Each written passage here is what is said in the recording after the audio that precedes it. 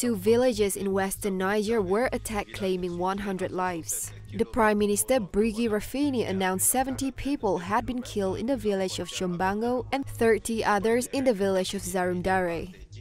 Dans ce village de Chombango, on aura certainement perdu 70 personnes, tandis qu'une trentaine de personnes ont été assassinées dans le village de Zarumdare, ce qui fait 100 personnes.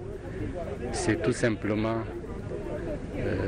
horrible comme situation, commise par des individus dont on ne sait pas, on n'arrive pas à avoir l'identification, mais des enquêtes vont être diligentées pour que ce crime ne soit pas laissé impuni.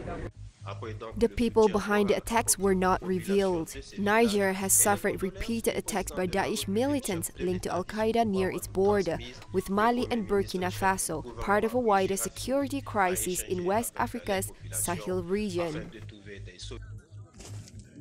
The Daesh has claimed responsibility for the killing of 11 coal miners in the western Pakistani province of Balochistan. They were kidnapped by militants and killed near the coal mine on Saturday. The victims were members of a minority Shia community, the Hazara, repeatedly targeted by extremists. Prime Minister Imran Khan has condemned the attack as an inhumane act of terrorism. Our militants kidnapped the miners from their shared residence and took them to the nearby mountains. 6 of the miners were already dead when found, and 5 who were critically wounded died on the way to a hospital. Indonesia's state-owned vaccine manufacturer Bio Farma began distributing a vaccine developed by Chinese pharmaceutical company Sinovac across its 34 provinces yesterday. Bio Farma spokesman Bambang Herianto said in a press conference that the country has prepared some 10,000 medical facilities and over 40 port health officers to help distribute the Sinovac vaccine. All preparations have been made to ensure that the temperature of the entire cold chain transport process is maintained at between 2 and 8 degrees Celsius, according to the spokesperson.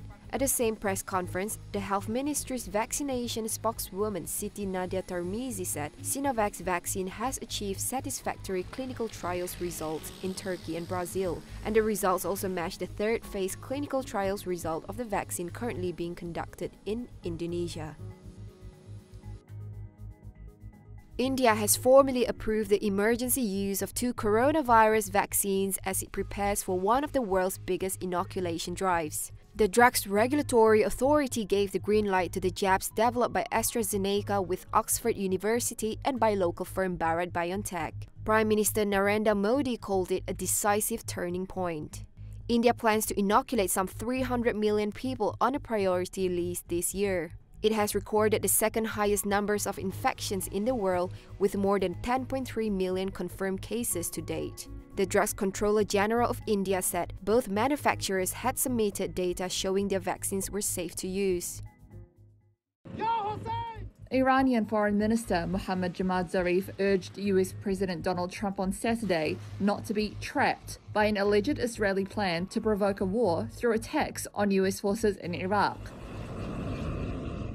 In a tweet, he said, "New intelligence from Iraq indicates that Israeli agent provocateurs are plotting attacks against Americans, putting an outgoing Trump in a bind with a fake casus belli," adding that Trump should be, quote, "careful of a trap." That warning was issued on the anniversary of the killing of top Iranian General Qasem Soleimani by a US drone strike in Iraq. There was no immediate comment by Israel. Washington blames Iran-backed militia for regular rocket attacks on US facilities in Iraq. No known Iran-backed groups have claimed responsibility. The US military flew 2 nuclear-capable B-52 bombers to the Middle East in a message of deterrence to Iran on Wednesday, but they have since left the region. The commander of Iran's elite Revolutionary Guards Corps, General Hossein Salami, vowed to strike back in the case of any attack on Iran. Police say they've arrested a pharmacist at a hospital in Wisconsin on Thursday on suspicion of sabotaging more than 500 doses of coronavirus vaccine. The pharmacist is accused of intentionally removing them from refrigeration so they would spoil. Some of the doses in question were administered before hospital officials determined the medication made by Moderna had been left unrefrigerated long enough to render them ineffective. The remaining doses were discarded. The pharmacist, who has not been publicly identified, worked at Aurora Medical Center in the Milwaukee suburb of Grafton. Aurora Healthcare Medical Group President Dr. Jeff Barr said Moderna has assured the hospital that those doses removed from refrigeration pose no safety issue to those who had received an injection. Importantly, there is no evidence that the individual in question tampered with the vaccine in any way other than removing it from refrigeration, leading to what is known as denaturing the vaccine. When the misplaced vials were found on December 26th, the pharmacist said it was an inadvertent error. But hospital officials said he admitted on Wednesday to intentionally removing the vaccine from cold storage. Neither Aurora Health nor law enforcement officials offered any possible motive for the sabotage.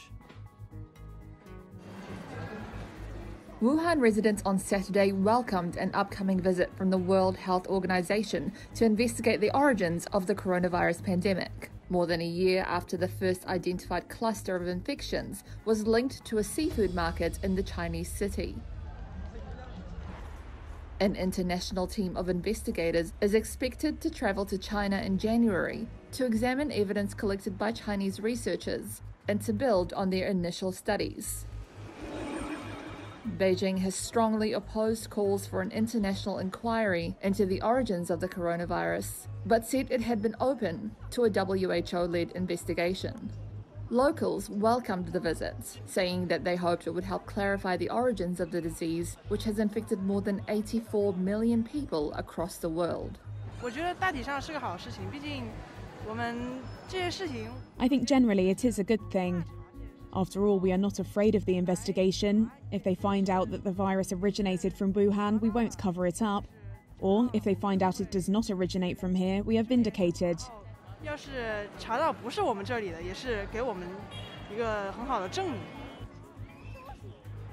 China still tightly restricts access to locations like the Wuhan seafood market, which stands empty and locked despite normal life having largely resumed in Wuhan. Beijing has also been pushing a narrative that the virus existed abroad before it was found in Wuhan, and unlike other countries, cites frozen food packaging as a risk of spreading COVID-19. Several hundred police shut down an illegal rave in northwestern France on Saturday. It had been underway since New Year's Eve, defying a curfew and restrictions on mass gatherings, according to officials. Around 2,500 revelers from across the country attended the party in a disused warehouse in Wuhan near Rennes. Some clashed with police as soon as the party kicked off on Thursday evening, leading the force to wait for reinforcements to be deployed before moving in to end the rave, according to the head of the local prefecture, Emmanuel Berthier. Those attending the party threw bottles and rocks at police, and several officers suffered minor injuries. A police car also caught fire and 3 others were damaged. Berthier added that about 800 partygoers were sanctioned for attending an illegal party, breaking curfew and not wearing masks. The rest were mostly issued notices for using illegal drugs. There were also at least 5 arrests and sound and lighting equipment was seized. Local prosecutors have opened a probe into the illegal organisation of a music event and violence against persons of authority, the prefecture said. Health authorities have urged partygoers to self-isolate for 7 days.